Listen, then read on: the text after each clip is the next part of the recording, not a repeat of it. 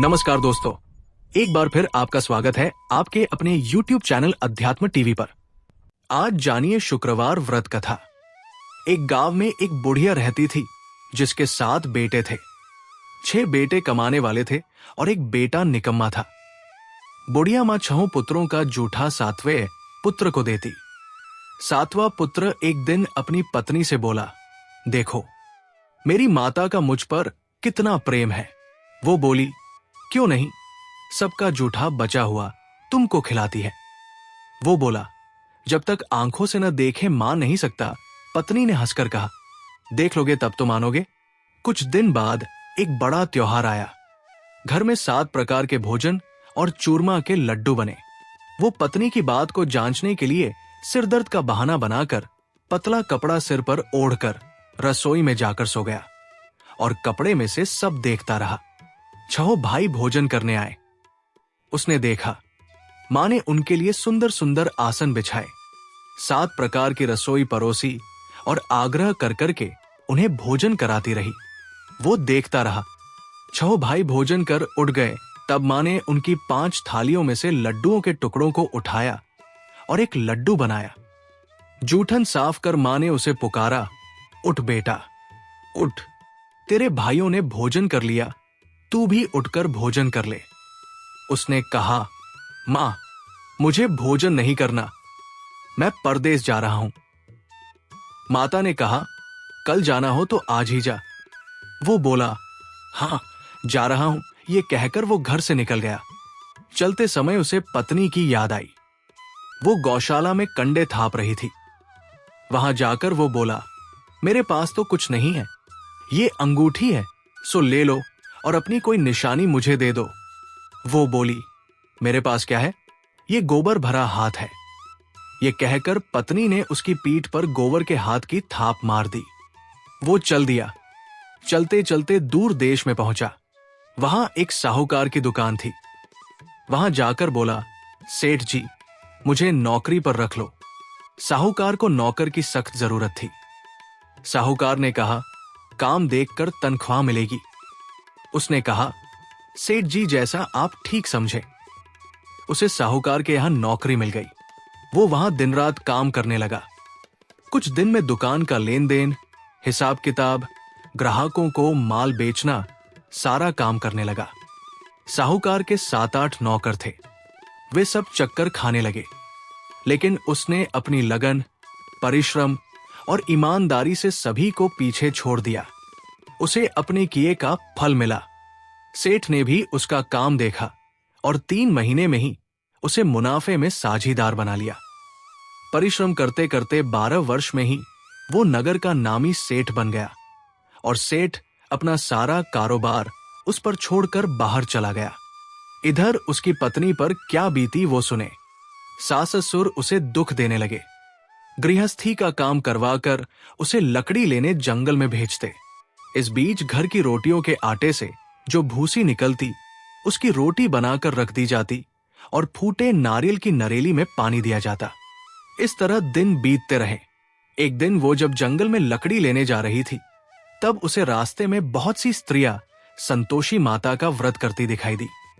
ये वहां खड़ी होकर पूछने लगी, बहनों ये तुम किस देवता का व्रत करती हो और इसके करने से क्या फल होता है? इस व्रत के करने की क्या विधि है? यदि तुम अपने इस व्रत का विधान मुझे समझाकर कहोगी तो मैं तुम्हारा बड़ा एहसान मानूंगी। उनमें से एक स्त्री बोली, सुनो, ये संतोषी माता का व्रत है। इसके करने से निर्धनता, दरिद्रता का नाश होता है, लक्ष्मी आती है, मन की चिंताएं दूर होती है, मन को प्रसन्नता और शांति मिलती है, निपुति को पुत्र मिलता है, प्रीतम बाहर गया हो तो वो शीघ्र लौट आता है, कुंवारी कन्या को मन पसंद वर मिलता है, चलता मुख दमा खत्म हो जाता है, कलह क्लेश की निवृत्ति हो, मुख शांति होती है, घर में धन जमा हो, धन जायदाद का लाभ होता है तथा और भी मन में जो कुछ कामना हो सब संतोषी माता की कृपा से पूरी हो जाती है। इसमें संदेह नहीं। वो पूछने लगी, ये व्रत कैसे किया जाता है? ये भी बताओ तो बड़ी कृपा होगी।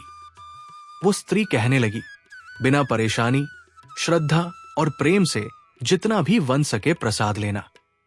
5.25 पैसे से 5.25 आने तथा इससे भी ज्यादा शक्ति और भक्ति के अनुसार गुड़ और चना ले। हर शुक्रवार को निराहार रहकर कथा कहना सुनना। इसके बीच कम नहीं टूटे, लगातार नियम पालन के करना। सुनने वाला कोई न मिले तो घी का दीपक जलाकर उसके आगे जल के पात्र को रख कथा कहना, परंतु नियम न टूटे जब तक कार्य सिद्ध न हो। नियम पालन करना और कार्य सिद्ध हो जाने पर व्रत का उद्यापन करना। 3 मास में माता पूरा फल प्रदान करती है। यदि किसी के ग्रह खोटे हैं भी तो माता 1 वर्ष में अवश्य उनको अनुकूल करती है। कार्य सिद्ध होने पर ही उद्यापन करना चाहिए, बीच में नहीं। उद्यापन में 2.5 सेर आटे का खाजा तथा इसी अनुसार खीर तथा चने का साग बनाना। 8 बच्चों को भोजन कराना। जहां तक मिले देवर, जेठ, भाई बंधु, कुटुंब के लड़के लेना। न मिले तो रिश्तेदारों और पड़ोसियों के लड़के बुलाना। उन्हें भोजन करा, यथाशक्ति दक्षिणा दे। माता का नियम पूरा करना। ध्यान रखना उस दिन घर में कोई खटाई न खाए। ये सुन वो वहां से चल दी। रास्ते में लकड़ी के बोझ को बेच दिया और उन पैसों में गुड़ चना ले माता के व्रत की तैयारी कर आगे चली। रास्ते में संतोषी माता के मंदिर में जा माता के चरणों में लौटने लगी।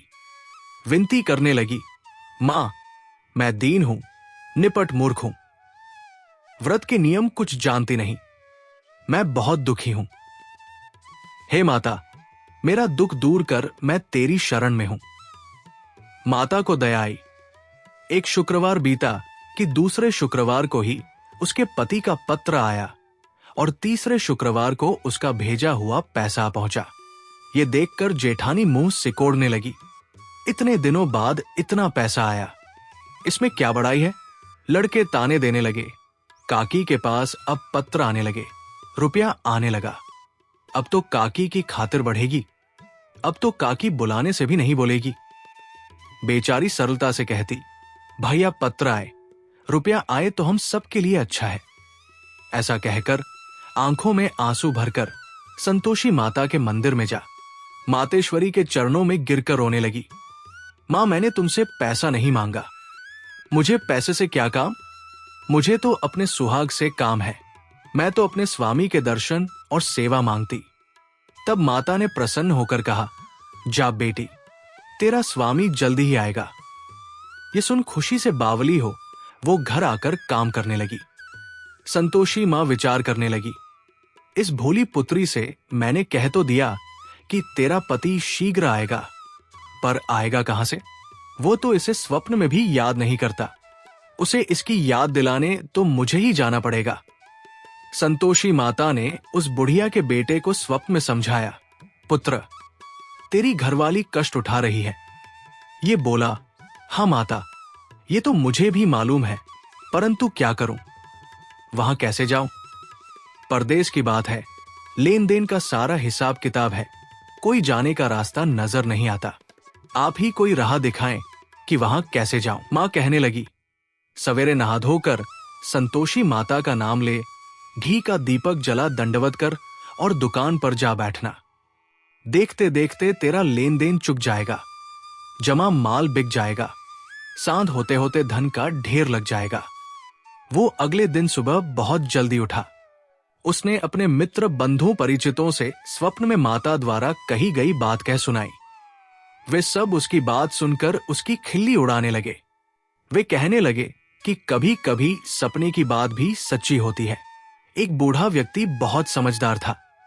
वो बोला, देखो भाई, मेरी बात मानो, इस तरह सच या झूठ कहने के बदले देवता ने जैसा कहा है वैसा ही करना।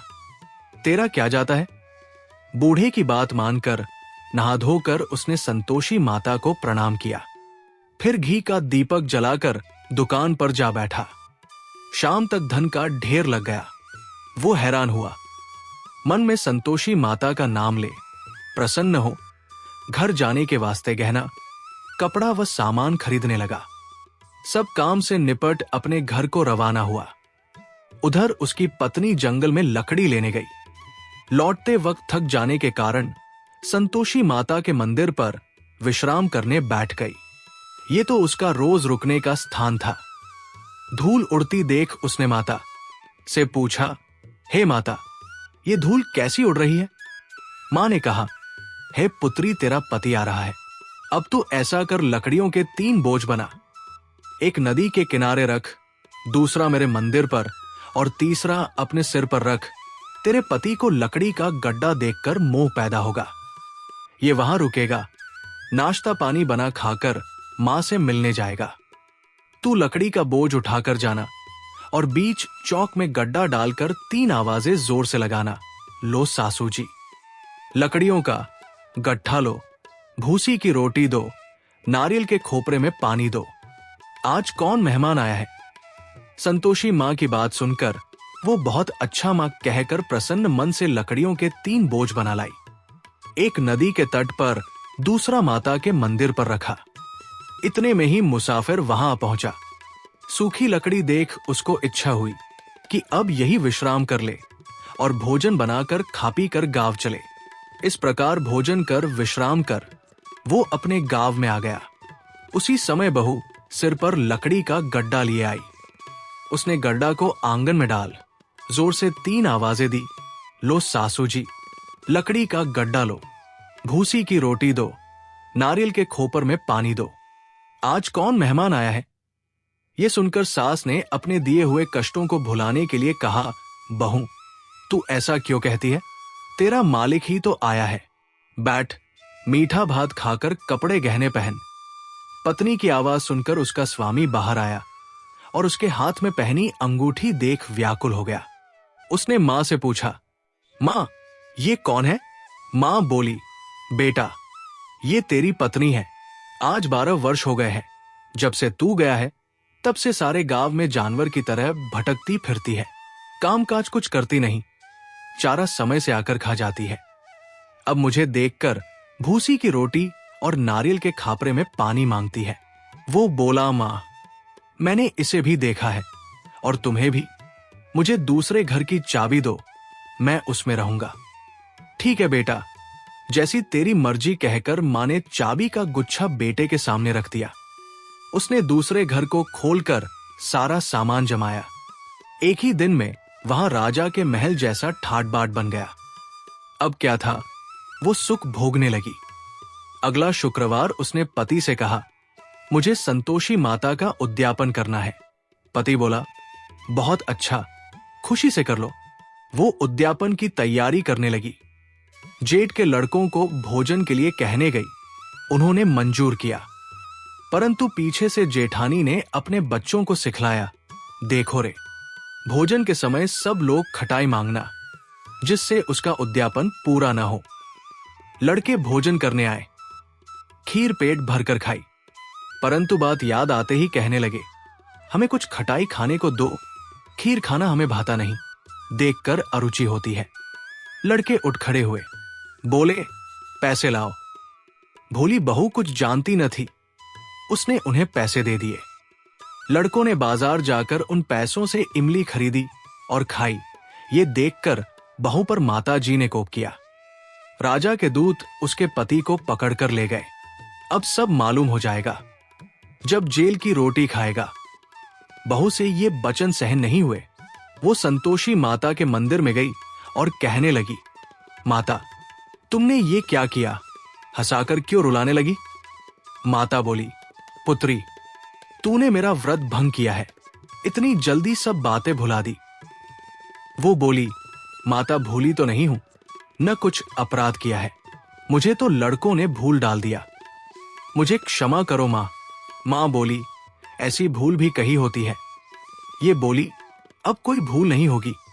अब बताओ, मेरे पति कैसे आएंगे? मां बोली, पुत्री, जा, तेरा पति तुझे रास्ते में ही आता मिलेगा। वो मंदिर से निकलकर बाहर आई तो रास्ते में उसे अपना पति आता हुआ मिला।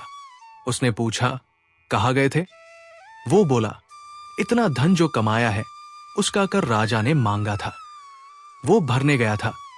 वो प्रसन्न होकर बोली, भला हुआ, अब घर चलो।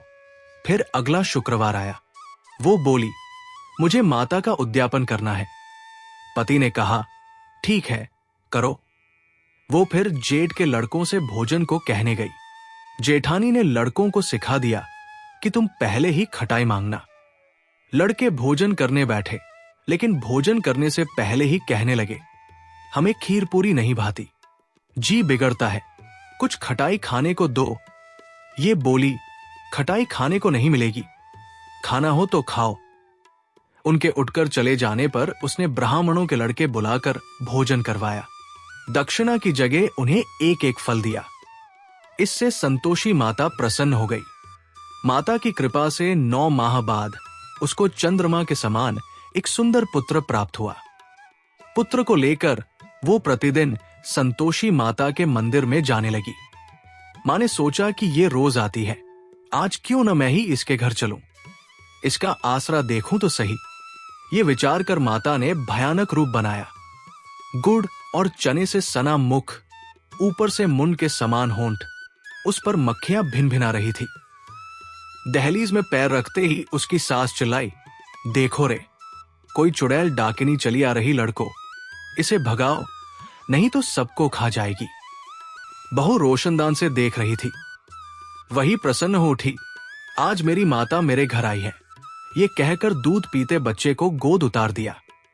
इस पर उसकी सास क्रोध में आकर बोली, अरे रांड, इसे देखकर कैसी उतावली हुई है जो बच्चे को पटक दिया। इतने में मां के प्रताप से जहां देखो वहां लड़के ही लड़के नजर आने लगे। ये बोली, मां जी, मैं जिनका व्रत करती हूं ये वही संतोषी माता है। इतना कह उसने झट से घर के सारे किवाड़ खोल दिए। सबने माता के चरण पकड़ लिए और विनती कर कहने लगे, हे माता, हम मूर्ख हैं, अज्ञानी हैं, तुम्हारे व्रत की विधि हम नहीं जानते, तुम्हारा व्रत भंग कर हमने बड़ा अपराध किया है। हे माता, आप हमारे अपराधों को क्षमा करो। इस प्रकार बार बार कहने पर संतोषी माता प्रसन्न हुई। इसके बाद उसकी सास कहने लगी, हे संतोषी माता, आपने बहू को जैसा फल दिया वैसा सबको देना। जो ये कथा सुने या पढ़े उसका मनोरथ पूर्ण हो। दोस्तों, कमेंट में जय संतोषी माता जरूर लिखें और आज का वीडियो अच्छा लगा तो चैनल को सब्सक्राइब करें।